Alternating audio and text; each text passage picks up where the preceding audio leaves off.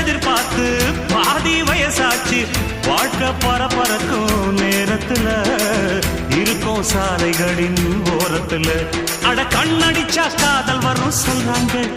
நீங்க கைதட்டுனா ஆட்டோ வரும் சொல்றேங்க அட கண்ணடிச்சா காதல் வரும் சொல்றாங்க நீங்க கைதட்டுனா ஆட்டோ வரும் சொல்றேங்க